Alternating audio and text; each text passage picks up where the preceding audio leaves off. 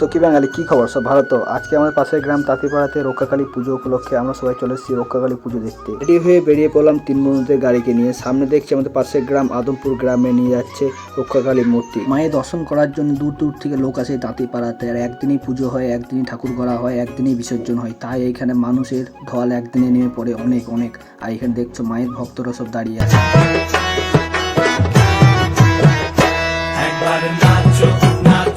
এই রক্ষাকালী পুজো একটা রহস্যময় পুজো। এই রক্ষাকালী পুজো একদিনে চার জায়গায় হয় আমাদের পাশের গ্রামে।